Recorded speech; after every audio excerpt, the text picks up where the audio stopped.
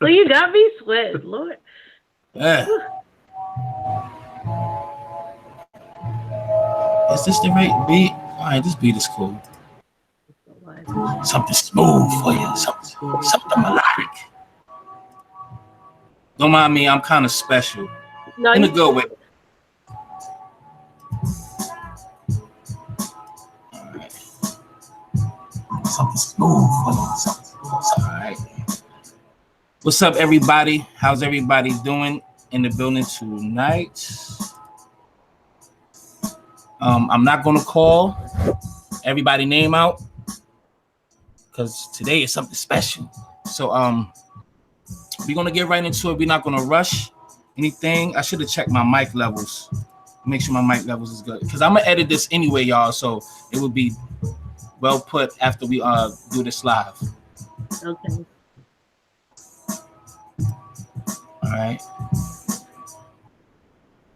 All right, my mic is good. Hello, everybody. Let's get straight to it. I want to introduce y'all to two people. All right. One is a daughter of a doctor of one of the most prominent hospitals that we ever had, that we really hardly heard about. I never heard about it, but when I did, I was pretty hooked. So I'm pretty honored right now to have these two people on the line, and we have Rebecca Robinson and Dr. Earle Robinson II. How y'all doing? We're good. We're good. Thank you for having us. Yo, it's a pleasure to have y'all. So, okay, what I'm gonna do, I'm gonna start off with your father, and then I'm gonna get into you as well, Rebecca, and the things that you're doing, art stuff. So I got you covered. Sure. All right. Okay, so it's a pleasure, Mr. Earle, Dr. Earle. I would like to ask you, your father, Earle Robinson Sr., was, one out of 27 interns to graduate out of the Homer G. Phillips Hospital. So I want you to touch on that briefly, because, a lot of people, pretty much know, but for those who don't, can you briefly elaborate on your father being one of the best ones out of 27 people to graduate out of the the internship? Well, let's start from the beginning. My dad graduated from Meharry Medical College in 1937, and he and 27 of his fellow graduates were on their way to Kansas City, Missouri to do an internship. When they got to St. Louis to change trains, what happened was a red cap, which were the colored porters that put bags on the train, asked them, "Where you colored boys going?" They said, "Well, we're going to Kansas City." The guy said, "Well, we got a colored hospital they just built here, and I think they need some doctors." So my dad and a couple of his friends, which were really like my godfathers, they caught a cab and went out to the hospital, and they decided, well, there's no point in us going to Kansas City. We can just stay here. So all 27 of them stayed, and they became the first of the first 30 interns. It was 27 of them, so they made up the first intern class. So that's how my dad got to Homer Phillips. Now, Homer Phillips had just been built, and so it didn't have any doctors to staff it. So this was really a major thing for them to be the first. Definitely. That's beautiful. Do you have any memories of you being there with your father when you was young, going in there, like that moment, grasping that moment? No. I was like 5 years old. See, I was born in Atlantic City, New Jersey. I'm in Jersey now. Okay, go ahead, brother. All right. Shout out for the Chicken Bone Beach, I was born in Atlantic City in 1932 when my dad was in medical school. And my mother and I were living in Atlantic City while my dad was going to medical school at Meharry. So the year that he started internship, I was in like kindergarten. So I didn't live in St. Louis until later on when I moved there, you know, as a resident. Right. Okay.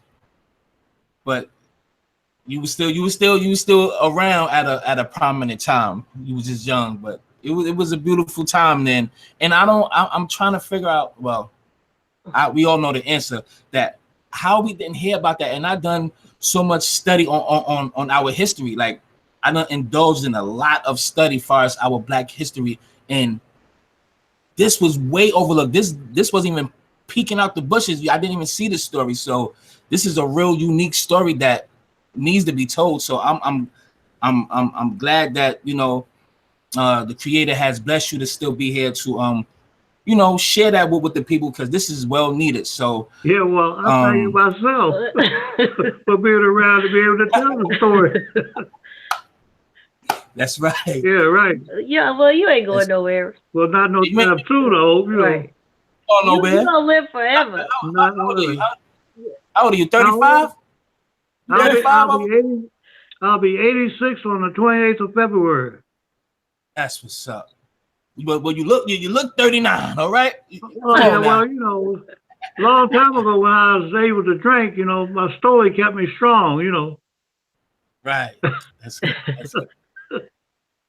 A little Jack Daniels in that day, you know. Oh, it sucks now.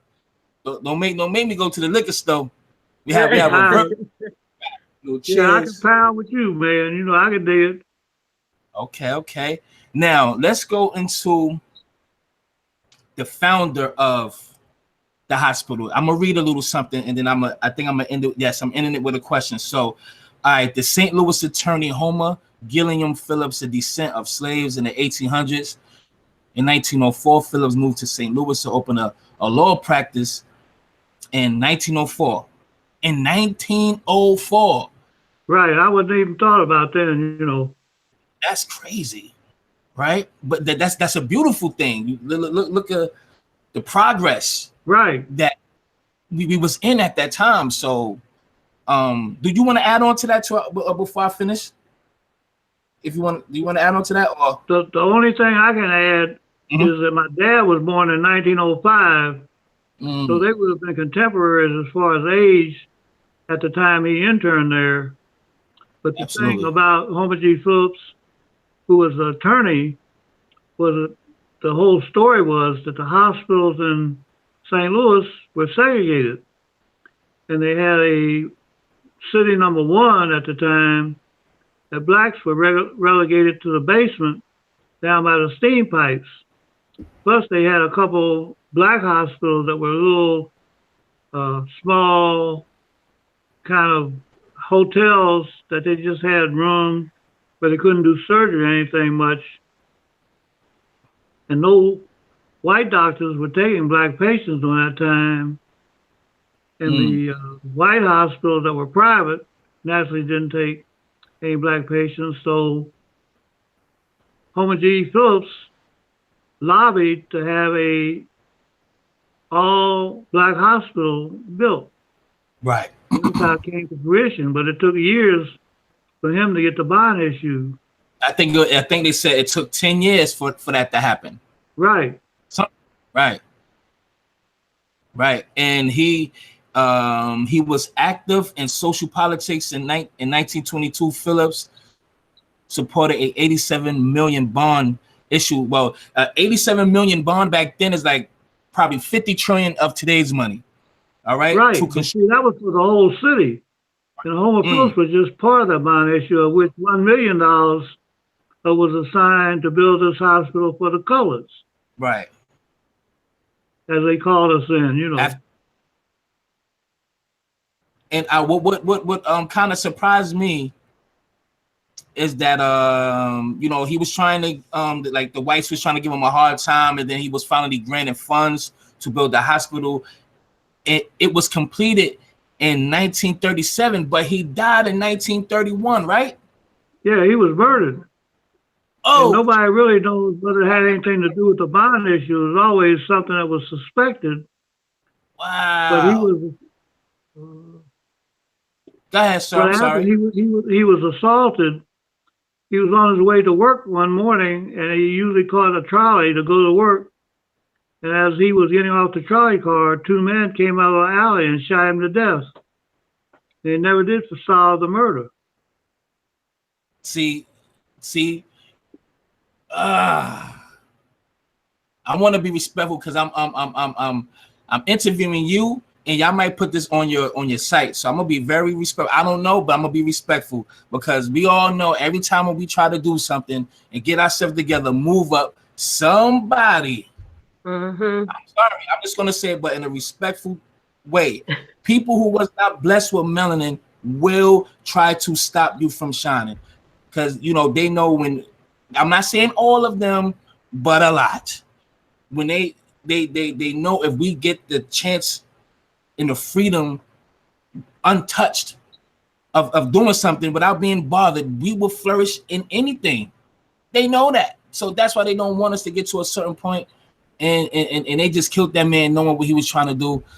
That just kind of pissed me off. I'm not gonna lie. I'm being honest. I never knew that, so I'm a little bit kind of pissed, but I'm gonna keep my cool. Well, you have to be suspect because if a black man was able to get a bond issue that would give $1 million to build a all-black hospital, and then all of a sudden he comes up murdered, you have to be suspicious. Mm-hmm. Why it would happen, That's effed up. That's really messed up. Certainly there could be reasons that he may have had a client that was mad about a case that he didn't solve or something, but I'd be more suspicious about the other living in the times at St. Louis, Oh, I literally forgot to play the trailer. Let's hold it there. Let's play the trailer. And everybody, please, that's in the room, I want y'all to please share this video, tag me in it on Facebook now and Instagram, and let everybody know that I'm live. I'm sorry I was rushing, so please, I'm glad. Help me out. So please share it, and I'm gonna play this trailer. And I really like this trailer. It's pretty dope. All right, so I thank everybody that's in the building. Thank y'all for tuning in. And let me share my screen. Okay. All right. That would be great. yeah. All right, y'all. Let's get into it. We're gonna go to this is trailer number 2 of The Color of Medicine. Homogeneous Hospital, built in 1937, had been.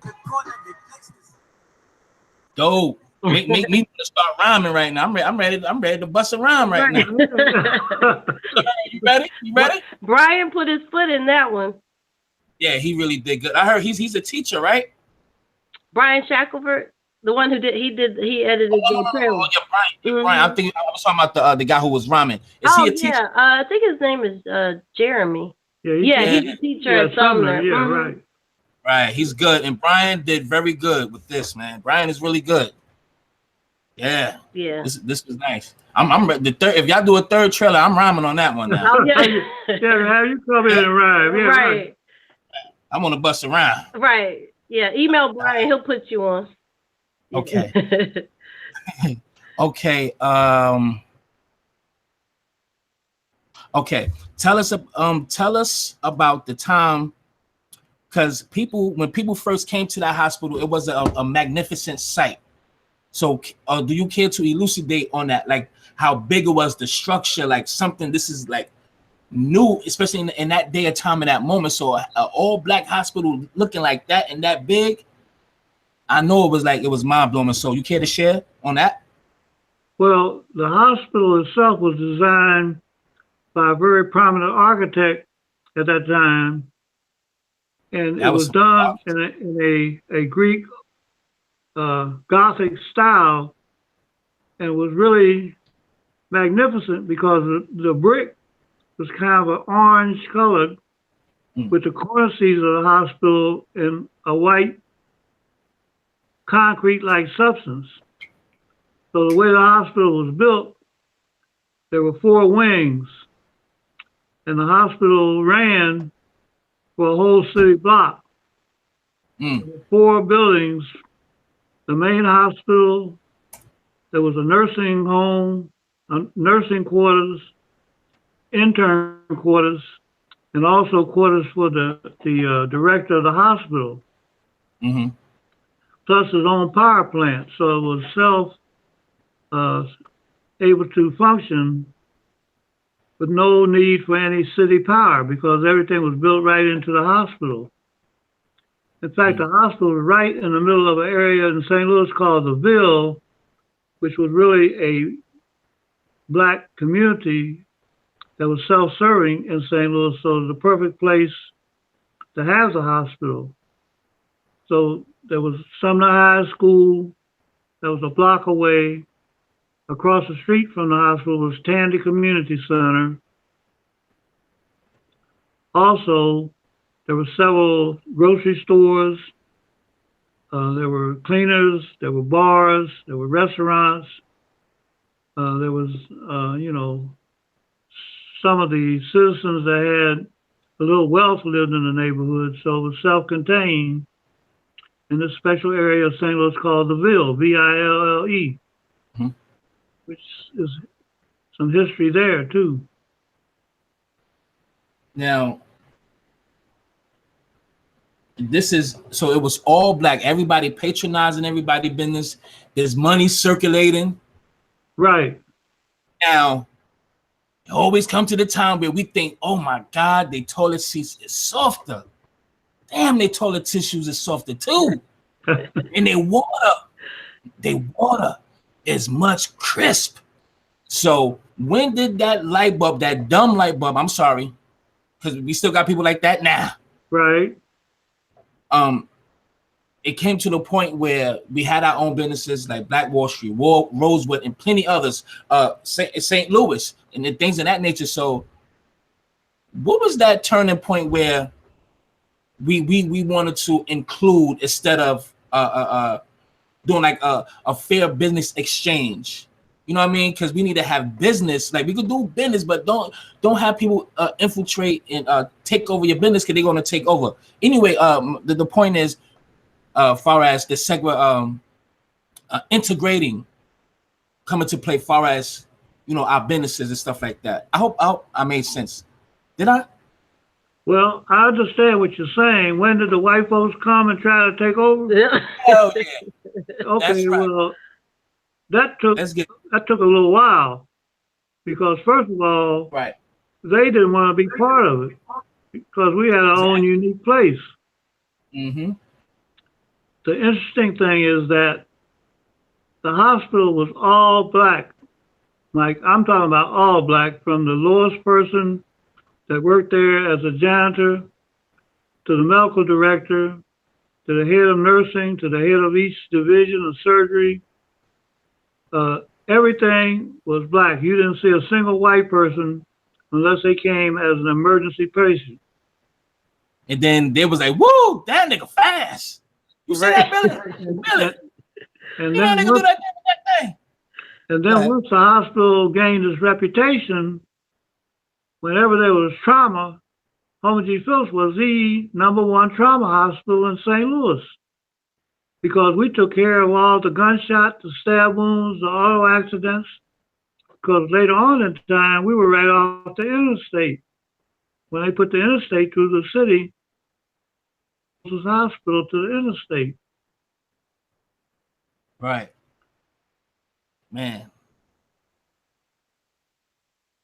Only thing I say, to be honest, is that I think I'll say it quick and get off that subject. All due respect, it seemed like when we have our own all right, I'll say this, when because you said they didn't want to bother with us because they didn't want to be bothered, so they left us to ourselves. We was really prominent. We prevailed. And I'm talking about the people of that hospital and stuff, and everything was good, and everybody came to that hospital, especially the for gunshot wound victims, and white people came there, and white people start relating things back. They probably even fake like they got hurt or some. I'm about to curse, but I'm doing good. Okay. They coming in just to come in there just to see how y'all working, or shoot me, Billy, so I can go over there to them niggers and have them fix me up, and I'll let you know if they're doing a good job. Just shoot me in the elbow. So no, sometimes they came and they didn't want to be there, but that's the only place they could go because we were the closest place, and we saved their lives. And this house, it closed after 40 years, and it reopened 24 years later. Do you care to share the dynamics of that situation and who benefits from the hospital today, brother? Well, unfortunately, the hospital closed and reopened as a senior citizens center. But see, what caused the hospital really to close was the fact that it was in competition for Medicaid money. If the truth be known, you know. Homer Phillips was a teaching hospital, and every teaching hospital has to have a university connection. And the connection to Homer G. Phillips was Washington University School of Medicine. Mm. And so each department had a co-director. They had a black director from Homer G. Phillips, and they had a white director that came from Washington University. So like in my specialty, I was in OBGYN, obstetrics and gynecology. Mm-hmm. There was Dr. Smiley, who was black. That was my director at the hospital. There was a Dr. Monat, who was from Washington University, that was really on the staff of St. Louis Jewish Hospital. In general surgery, like Dr. Sinkler was the director of the hospital and director of surgery, and the chairman of the department at Washington University was Dr. Carl Moyer. So you just went down the line in medicine and orthopedics, there was a white and a black. Mm. The reason why you had to have that, to be credentialed, any hospital that had a training program had to have university connection. So there was a certain amount of paternalism that existed in which the white folks at Washington University thought they knew more than the black folks naturally in Homer Phillips, but we could out-operate and out-think and outdo them. Right. And sometimes when they came over to the hospital, they were amazed at what we did and how we did it and how well we did it. Now, let me ask you, let me interject. Do you think that when they knew at that point where, listen, these, you know they're using the N-word, right? They really good over there. They really doing good. Now, what can we do to stop this? Because they're going to be teaching more niggers to come. So they have more Negro doctors than us. We can't have that Bobby Joe and Billy Bob. We can't have it. Well, so when did that point you think they kind of, if you felt like they kind of purposely dismantled that situation? Do you think so?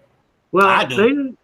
They didn't dismantle it because of that, because there were more black doctors being trained. Homer Phillips was dismantled because of the money involved once Medicaid and Medicare became a way of paying for medical care in the country. Mm-hmm. So in 1968, when the Medicare program went into effect and monies were used for medical education, places like Washington University wanted to get their cut of the money. And so it made sense to close Homer Phillips, so patients would go to a white educational institution rather than Homer Phillips. Mm.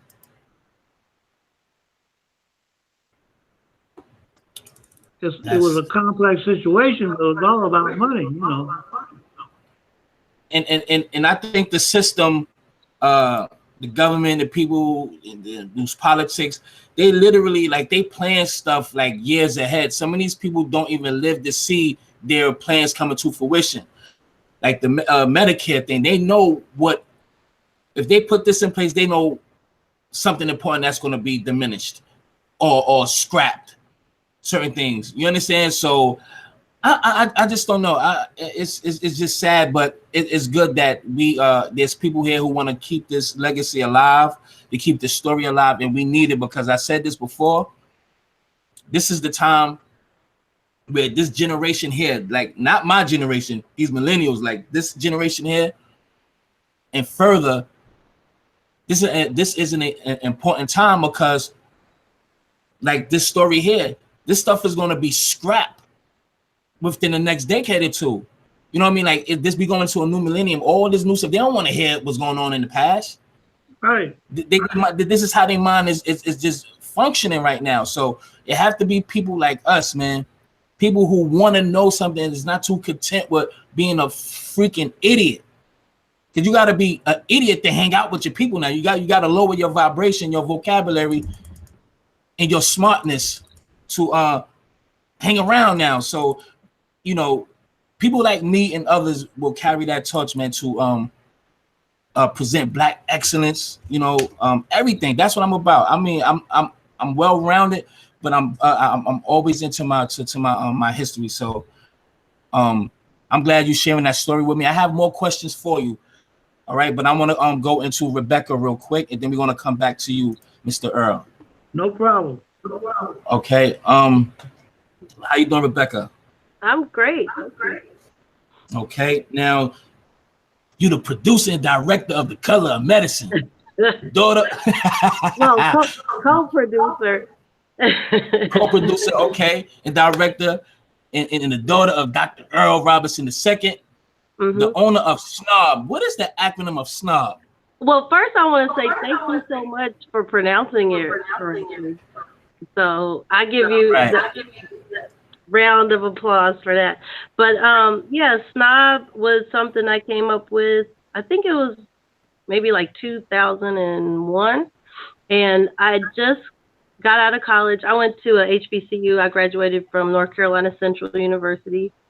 I was an art major. I did not know exactly what I wanted to do as far as a career, but I just knew I wanted it to have something to do with art and being creative. And I don't know, it just kind of came to me as far as creating a brand, and the name SNOB, it was at that time, it was like taking fun at like brand names.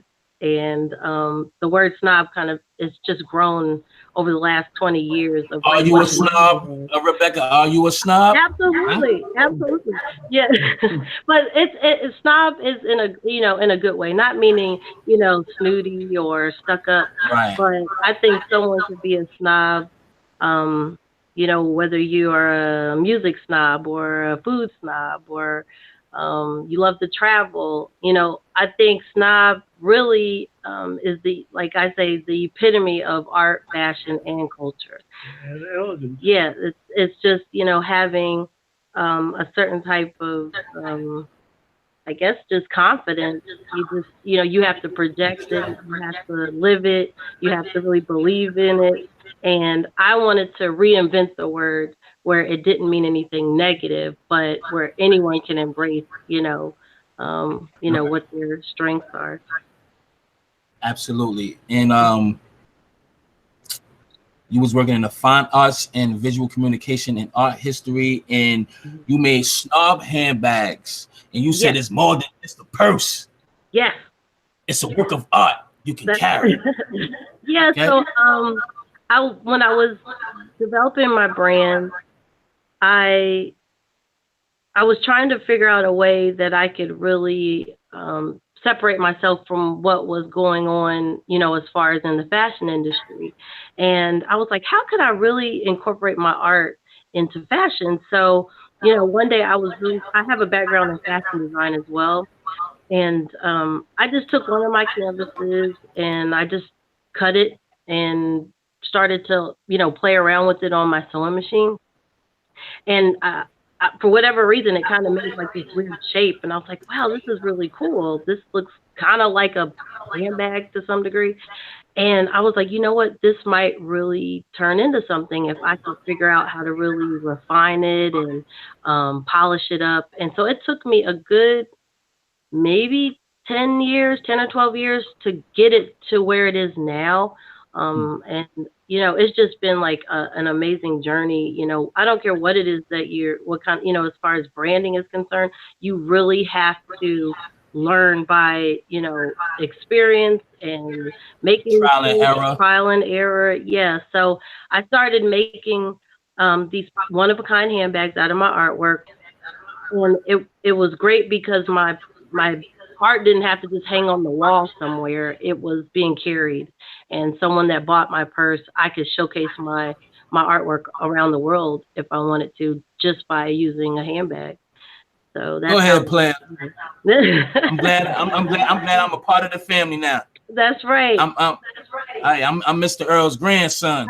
We be and, family now. and another thing that was important to me, that counterfeiting was on the rise, and I was very Uh, adamant about that. Like, I know a lot of women spend like hundreds of dollars, thousands of dollars on a handbag, and they're like, yeah, I got the nicest handbag, the biggest brand, but there's a million other people with that same purse. And the sad part about it is, the major brands, they're getting those bags produced, as far as the lower end bags. You're just paying that high price for the name. And I wanted to create a product where women really felt as if they were making an investment, because there are no two alike. So it was not just about the purse per se. It was really about making an investment in art and fashion. So. Now, when you like you, I think you was doing a show or something like that, and it was over 100 or something, 70 something bags, and it got lost. Then over something. Then tell us about your stuff getting stolen or something like that. Your purse is getting stolen. Yeah, when I first came out, I finally found a contractor to. I was sewing my bags, and then I had to take the next step and find a contractor to create my purses, because I felt like if people were going to spend hundreds of dollars, the bags needed to be impeccable. Stitching, everything had to be on point. And when I first came out, I wasn't really pressed about selling right away. I started doing a lot of auctions, and I lived in Atlanta at the time, and there was a well-known auction. Actually, Arthur Blank's wife, she did it every year. It was called Open Your Purse, and I mean, He owns the Falcons. yeah, he owns the Falcons and Home Depot. I don't even Yeah. know if he still owns them. Okay. So yeah, there's a lot of money in that room, and I was asked to donate a handbag to this organization where they collect all these purses from all the top brands, and then they auction them, to raise money for, whatever it was at that time. So I think I got a phone call the night before the auction, and someone says, yeah, Rebecca, we can't seem to find your purse. So I was like, wait. So I'm on the phone, and I'm literally crying because it can't be replaced. Like, I was thinking, like, how do you guys have 1,000 purses, there, and my bags, were stolen? But I had to turn that around into a positive, because I said, yes, 1,000 bags were there, but someone took mine. So, that was just the start of something really special for me. That's beautiful. So how's everything now as far as the purses? Like, It's currently? going really well. It's I've revamped some things so many times, and right now I'm in the process of doing a new collection. I'm going to launch that probably in the spring sometime, and it's a process, because I do have to create a new collection. I do everything by hand, and I do want to get to the point where I have a collection of my originals, and then I have some that are prints, because it is a very expensive type of business to run. But yeah, so I do the purses and artwork as well. So I still do fine art, and I do the handbags too, and work on films, and I just so this is just another What about voice? What about voiceovers and all that stuff? voiceover. Because I do voiceovers too now. I'm a good narrator. I'm your man. Okay, I got you. Okay. Now, but before we get back to your father, I want this to be a good segue back to your father. What was it that well, it's obvious, but what made you want to bring the story to life? What inspired you to tell your father's story? I think what mainly inspired me was because I just remember him talking about all kinds of stories, and it wasn't just about the medical side of things, but it was just so many things he would talk about. Even as a little girl, I remember, when you were that kid in the other room and your parents and the adults are in the other room and they're, having a good time, having cocktails and hearing stories. And I would always be that child that was on the side that was, that would listen. And he was always like really funny in the way that he told his stories. You Yeah. know, people Like were a engaged. good comical. So he look like he sound like he have a great sense of humor, man. A good Yeah, character great about sense him. So of he good. humor. Right. And so as I got older and, I started having my own experiences in life, I would talk to him and he would always have something really valuable to share with me on how to handle something. And what I respect about my father is that he never really told me what to do. He would just give me advice on, look, this is what happened, this is the route I took, and this is my personal experience, and you have to have your own personal experience. So I'm really grateful for that he allowed me to, just experience things on my own. And, so as far as storytelling and things like that, um, I was like, you know what would be a better gift than to share that with other people? And, even when I thought of the idea of creating a film, we didn't know really in the beginning like what we were going to hone in on. When my mother had taken ill, I think a major outlet for him was writing, and Mm. I told him, I think back then, maybe like 7, 8 years ago, blogging was really popular. Everyone had a blog. And Right. I created a blog account for him. And I told him, I said, look, this is how you do it. You could just get up in the middle of the night, start typing, just put your thoughts, and it's going to save everything that you write. And next thing you know, it was like 7 years later, and he had like stories from when he was a little kid to Homer G. Phillips, he talked about that. He talked about training. He talked about moving to Evansville, so he had all these little vignettes of his life.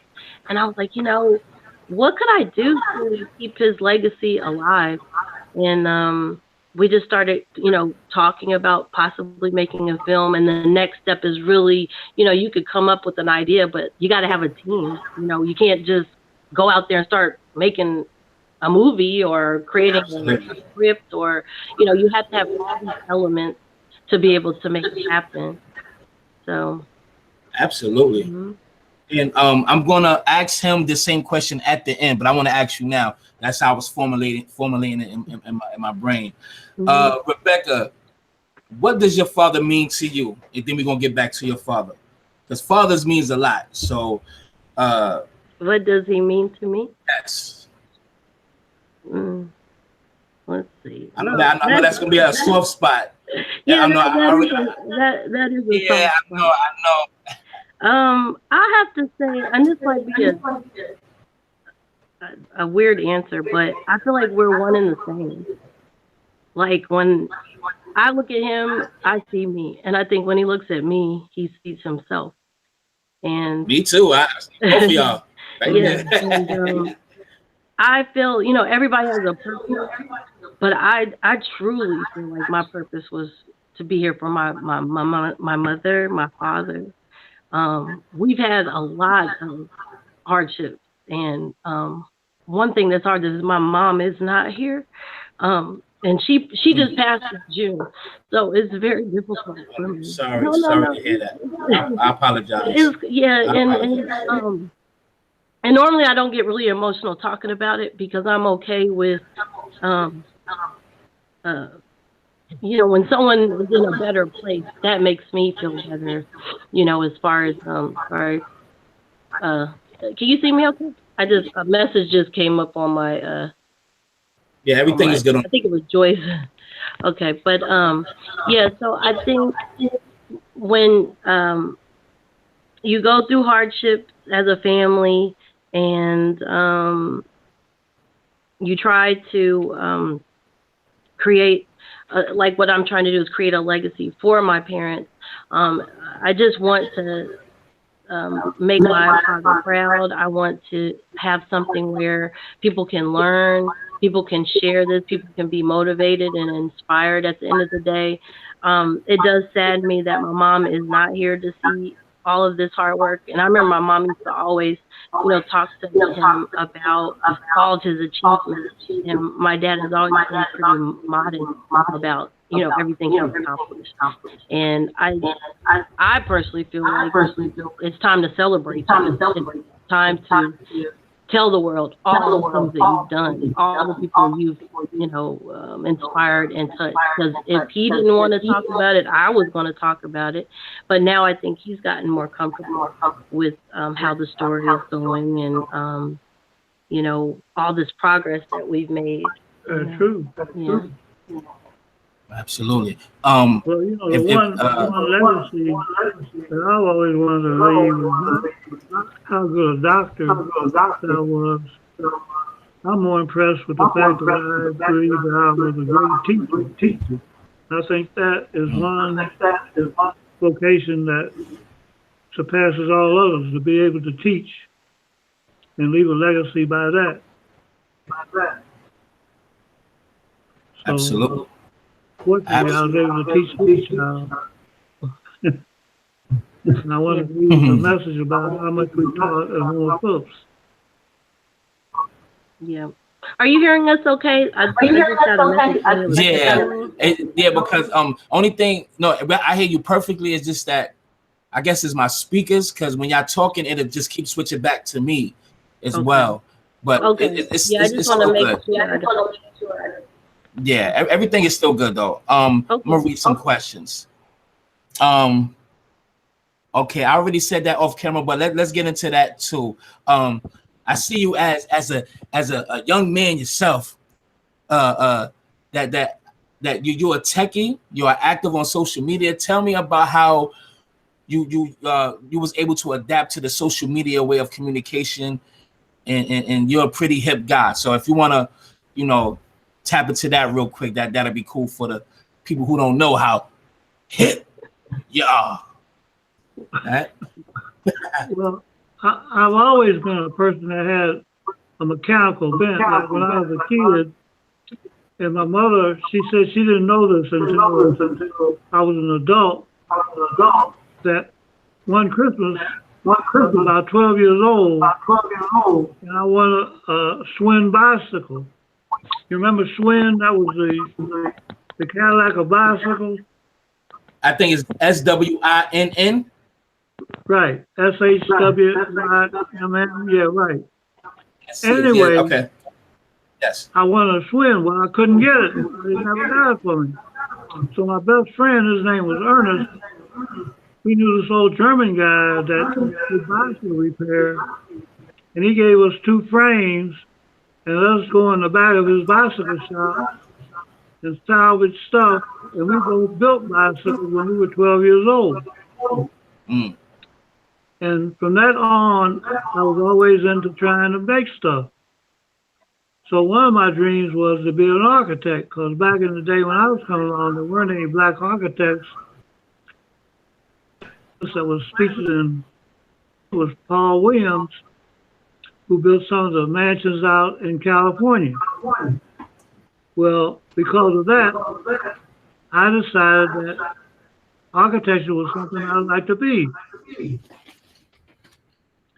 Having a father's position, I had heard about medicine, so when the time came to go off to college, I had to decide whether I wanted to go into architecture or medicine. Well, I was good in biology and those things, so I decided to go into pre-med. So that's where my journey started there. Because I didn't know any architecture making a living, My journey in medicine started at Howard University, which I went to for 2.5 years, and because of a situation in which I had to leave because of family illness, I went back to Evansville and finished University of Evansville, and then went to Indiana University Medical.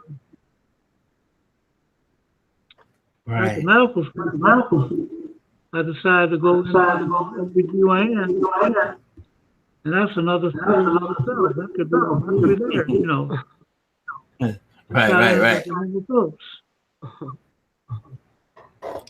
After this, like this story, is there any other story that you want to get out as well? Since you said that, like, is there any other things besides the Homer G. Simpson situation that is something that you would want to do a documentary about? Is there anything else as well? Well, I'm in the process. The blog that Becky set me up with, I call it Uriah's Chronicles. And it's really Repeat that again. What it's called? Uriah, Uriah. That's my middle name, Uriah. Okay. Chronicles, which would be a autobiography. And I'd like to even publish that at some point as a book. And I'm sure there's some vignettes that could be made into a documentary or a movie or something, you know, because I've had a very full and interesting life. And some stories in there that are designed to be told. Absolutely. All right. I see this. I see that this story is a lifelong dream, and I know it is because I know it make you almost feel like a kid again when you start telling these stories and picturing yourself, you and your father in that moment, or you know, just around those times. And this is a beautiful story. This is, you know, sort of basically almost like a Hidden Figures type movie, something with Black excellence, self-reliance, self-preservation. True. Huh? I said so true. Right. And so what do you think about bringing this story to BET, TV One, VH1, or Lifetime? I see this as another like hospital type movie. You know what I mean? Like a series, like something that could be on a show. You understand that this could be like a something on Lifetime or something, like something. Somebody has to pick the story because this is a real magnificent story. So somebody with kahunas should take on this story and push it, put some money behind it, you know, because we always being pictured as the thug and all that stuff. But not to be long-winded, go right ahead, sir. Well, there's so many stories that I know, so many vignettes that I've recorded that I can make a series that could go on for 5 or 6 years for all the different experiences I've had. There are little things that are vignettes that are hilarious, and sometimes, you know, people think that you have a balanced humor when you're in the hospital, but you have to be able to keep life and death separated. And working long hours and sometimes 2 nights on and 1 night off. You work hard, you play hard. You get off on work, you go out and drink. You go across the river to East St. Louis. St. Louis closed at midnight. East St. Louis closed at 6 o'clock in the morning and reopen up at 7. You get off from a long night of call, you go over to East St. Louis at the Manhattan Club, Ike and Tina Turner. Ray Charles get up and dance with the Raylettes on the stage. You see her legs? Did you see the leg? Say what? Did you see Tina Turner's leg? Was they shiny? Yeah, I danced with Tina Turner up on the stage when I playing the guitar. Shit. Oh, shucks, God, player. Yeah. Okay. I taught, before there was electric slide, they used to do a dance called the Madison. I taught the Raylettes how to do the Madison. So the operating room. Okay. You was up there doing the medicine out this month. Yeah, okay. Right. How ironic it is. You know how you go side to side with the medicine. electric slide? We used to do that in the operating room and then back up to the table and turn around and they hit it, nurse, scalpel. Do a little Right. scalpel, please. Them niggas moving fast. Look at them niggas go. Crazy. Yeah, I got like 4 more questions for you. Roll okay. Roll them. Okay, all right. Dr. Phil Valentine said, the more you peel the layers back on history, the blacker the deities become. We need to tell our own stories. The hunted lions, right, should tell their story too. The hunted lion needs to tell their story too, because our story is always told by the hunter. What's your thoughts on preserving our greatness and our legacy on all aspects? That's a pretty deep question. But everything that happens in life is recorded in some way. It's either vocal or written, or it's held in your memory. And one of the great things now, with the ability to use modern technology, is you almost have a way of recording at your fingertips with everybody having a smartphone. So if you can't text it, type it, record it, there's no reason why you can't preserve our history. Sometimes now, if I wake up, the best times I think is around 2 or 3 o'clock in the morning, between 2 and 4 o'clock in the morning. Sometimes I just get on my iPad and start making comments. That's why I love Facebook, because I'm just an addict for commenting on the world and things that happen, you know. It's just like with this current politics now, you know, I have to make comments about the food that we have at the White House. So the same thing with the prejudice and the segregation that I went through years ago, the things that are going on now, what caused Homer G. Phillips to come into Inception, what caused the hospital to close, the things that are now in which blacks are still having trouble being taken into the mainstream as far as medicine, engineering, we're still being quotas are still being given. I just hope that this whole thing can be turned around. I'm on the downside, okay? And my best friend, who's a retired colonel, Ken Cook, who we've been friends since we were 16 years old at Howard University. And I don't think we've ever had a harsh word between the two of us. Both have tried to record our lives. He grew up in Clareton, Pennsylvania, which was a steel town. And I grew up in Evansville as the son of a doctor. His father was a crane operator.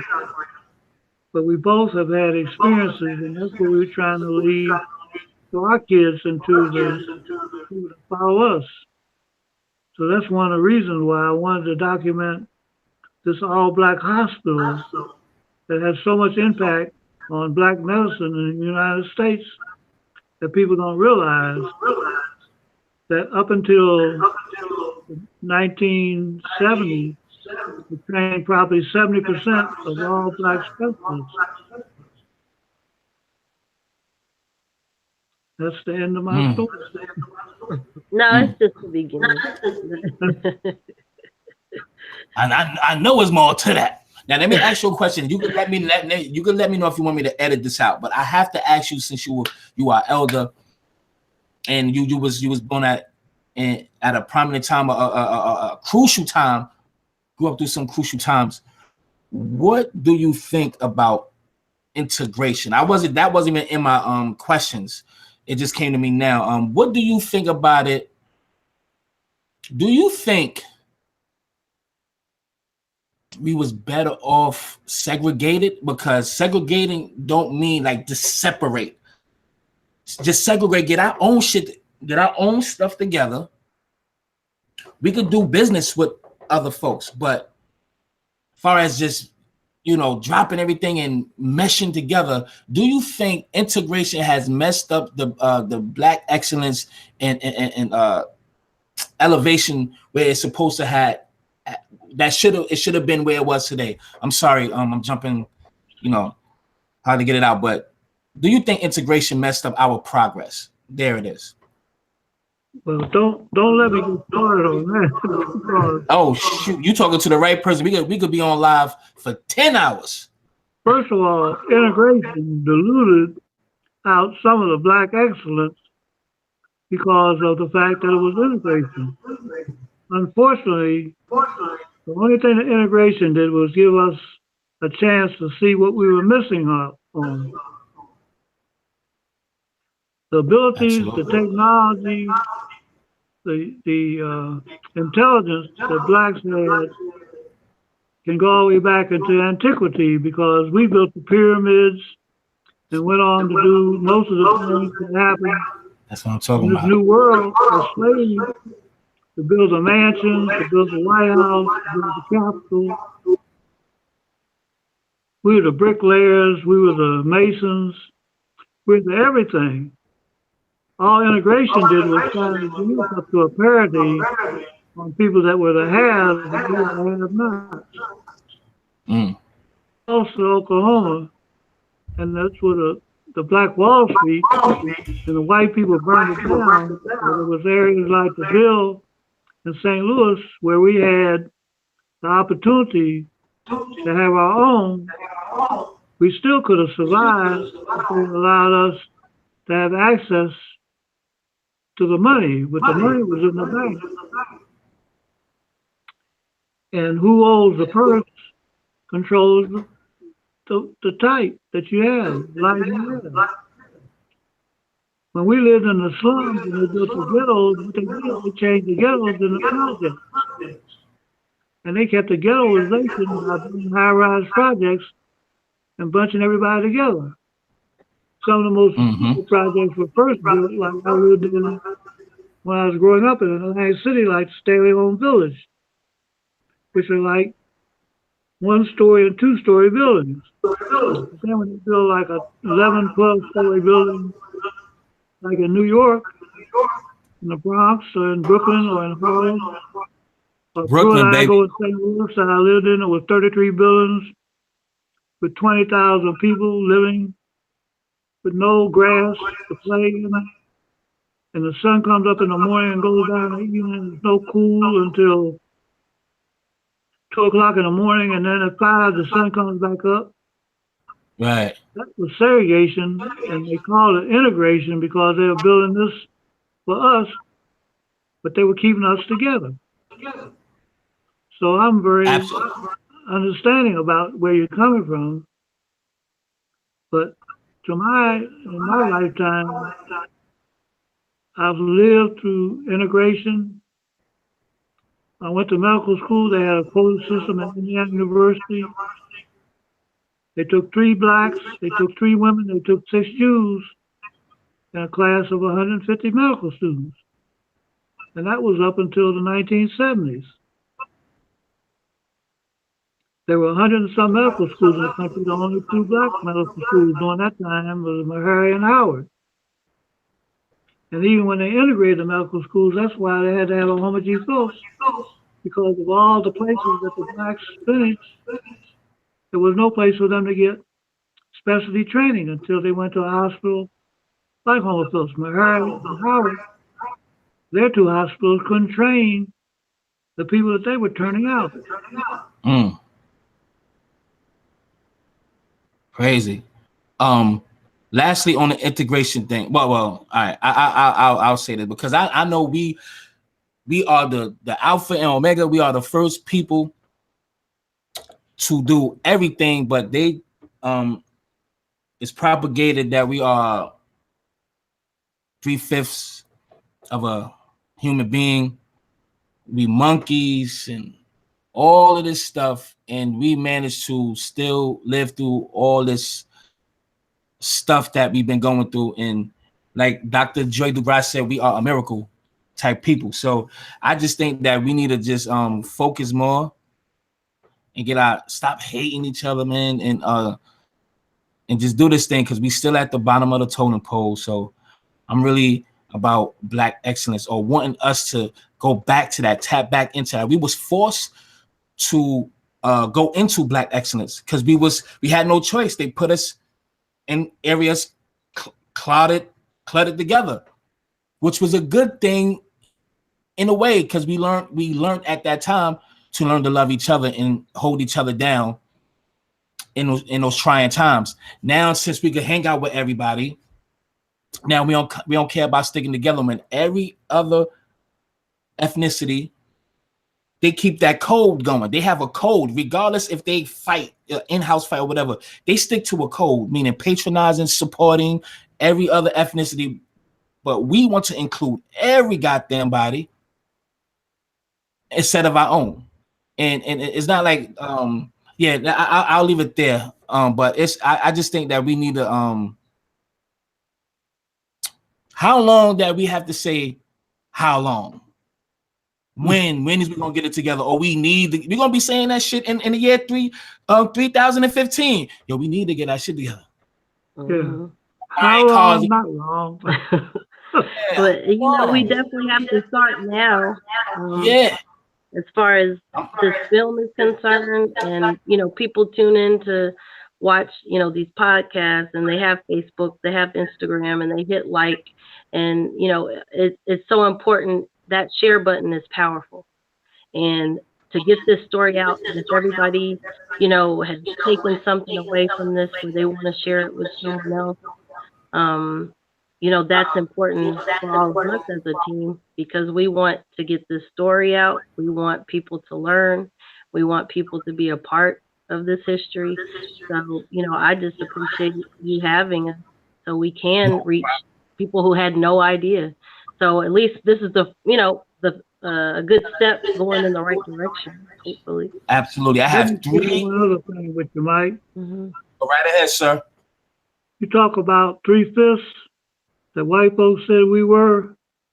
If you go to an autopsy table and you pull back that sheet and you make that first wire incision up in the chest, there ain't no 3/5 of a heart, of a lung, ain't no 3/5 of a rib. We're all the same once you get on that table. So alive or dead, we're still human beings. Created in the likeness of what God wanted us to be. Absolutely. And I have two good last questions, very short and sweet. This is the last questions and stuff, but I do want to add to. I don't want to keep y'all long. They have 4% of Neanderthal in their goddamn genes. We don't. So who is the real monkey? Family. Yeah, right. Who is the real monkey? But see, I swear to God, I want to say this. It's going to be so short and sweet. I tell black people, yo, when they call us those words, we're not going to share it here. Why fight or be impulsive? Because we impulsive, we react without thinking. We very impulsive, especially in this day and age. I could be impulsive myself, so I need to change that. But I say, if they call you those words, and you like me, like you and other people who knows the truth, just counter it with, well, all right, I'll be that. Well, okay, I'm a monkey too. Well, you the real monkey. Just counter they bullshit and just counter it. Instead of arguing, just counter it and just hit them with truth. Because when you know the truth, you're going to be calm. You're not even going to be agitated because you know you're standing in truth. So you're just going to just tell them, well, okay, I'll be that. But this is who you really are. Facts, scientifically. But anyway, I will go on. And I love it. But here's these two last, it's three, because I want to ask you what your daughter mean to you. I'm going to end with that. All right. Okay. What are your memorable moments? Any memorable moments? What is your memorable moments? Then I have one last question for advice for the kids, and then what your daughter means to you, and I'm done. So what is your favorable moments ever? My favorite moment ever? Any could be any situation with anything it has to do with. It could do with anything.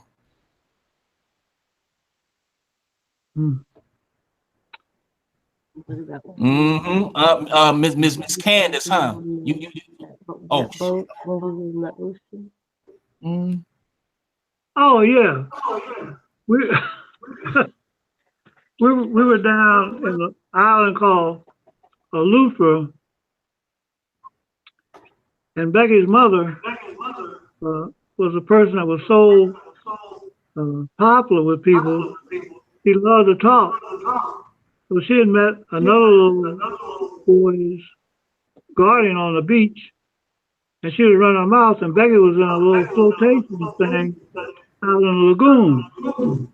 And I was laying up in the sand, and I had on some cutoffs, and I was reading a book. And I looked up, and she was floating out towards the breakers. Well, it was in Jamaica, and these, I mean, it was Lutheran, Jamaica, no, in Bahamas. All right. And some of the Bahamian guys were out there on the breakwater. And so I tried to run out there, and the rocks were hurting my feet. So the Bahamian guys say, "Hey, Mom, we got the girl. We'll take care of her." So one of the little boys dives off and pushed Becky back. And so that's what I saved in life. But I was mad because all my money was in my pocket. And my money got wet. So I had to put it in the stove in the casita we had. So that's one of my memorable moments. Right. That was funny. That was funny. Okay. Now, what jewels you would love to say to the young audience and older that may come across this video and the importance of this film, and what should the audience take away from watching this documentary? I think the first thing is that they would be proud that there's a heritage that blacks left on this country as far as medicine and the abilities of blacks to be professionals. And I hope this film shows how dedicated doctors all over the country that have gone out from this one hospital to LA, to Atlanta, to Florida, to Seattle, to Maine, all over the United States, and even to some of the other countries, because we train people who came from Haiti, from Africa, and Homophobia, that became giants in medicine, like Gustavo Fall, who was a great surgeon at Howard University. Some of the orthopedic surgeons, like Dr. Raymond Pierce, who's an orthopedic surgeon here in Indiana. Some of the neurosurgeons, Dr. John Joyner, who was one of the first black neurosurgeons in the country. Legacy of specialists, and that's what Homer G. Phillips has done for medicine, not only for whites, but for blacks also. So that's the legacy I want to leave. I think this film will show you where it stood as far as the icons in medicine. Absolutely. And I'm gonna be one of those people with y'all to keep this legacy going. So I wanna read a quote that you said. Then I'm gonna ask y'all to give y'all your sites and everything, your contacts, and then that question. This is from your site. You said, I have lived some 85 years and have an eye and ear for the scenes and sounds and the humor and pathos that have intersected my life. I am a retired physician, and before these events are lost with my passion, I want to make certain people have the opportunity to learn about such a monumental part in history. The best times I've had in my life were the years I spent at Homer G. Phillips. Everything about the G was black. Okay? Earle U. Robinson, Jr., MD. Amen. Okay? Hey, everybody in the choir, please pass around the virtual collection plates, please. Yes, please. Mary, please. Yeah. pass out the collection plates, please. Amen. Everybody in the church say amen. Amen. Okay. I am a reverend on the low. All right. Reverend Lowdown is what we call me. All right. Reverend Lowdown. Reverend Lonnie Lust. Now, it's this plan. Okay. Here's the question, sir. What do your daughter mean to you? Well, you're going to end on a note that this is I guess this is my life, my heart, my love. She's been my inspiration. She has been there for me through thick and thin, through illness, through health. I can't even put it in words. With She and I have ridden the same horse together for these years that we've been together. I can't even begin to tell you the times that we had to hold each other up. But when I call, she's always come. I'm sure that I've been there for her, but she's been more there for me. I love her to death. She is the personification of a mother, which I love dearly. And so she is that person that replaces my dear wife. That's it. That was beautiful. Got me all choked up over. I'm about to turn the camera off. Like, No. like nah, that was really good, man. And I know, man, that's love, man. Don't we all want that?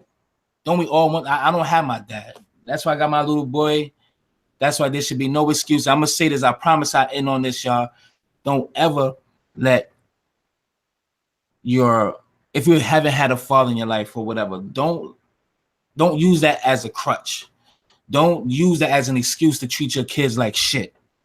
Excuse my language. True. Use that as a stepping stool or learning tool to do better. Do with your child that never been done with you. So I always say I'm the best dad I never had.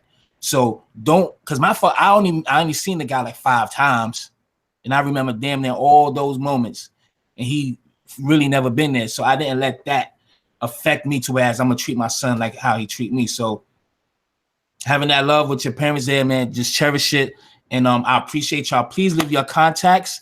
Please tell everybody how to get. And everybody, please go to the site and donate.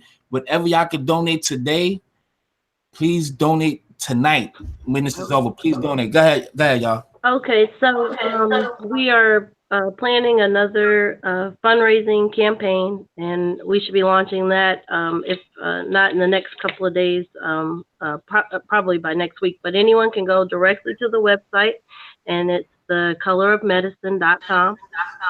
You can donate directly on the website. We also have t-shirts and sweatshirts and things like that, posters if you want to order. Let's see, we're on Instagram, The Color of Medicine. We're on YouTube, The Color of Medicine, Twitter, Facebook. Please go and like our page on Facebook because we have like around the clock updates. And we share all types of videos and clips of just our progress. And even if you go on the website, you'll see some great photos of when we went to St. Louis and just kind of behind the scenes of, we've been working on this for the last 3 years. So this is just amazing how far we've come. If we can even do an outro with the new trailer, please, everyone share that trailer. You can even share our original trailer. And you can find all those links on any of our platforms. But maybe if we can close out with our trailer. Yeah, we're gonna do that. Okay. All right, but everybody, here is the trailer again, and it's dope. Yeah. Let's go.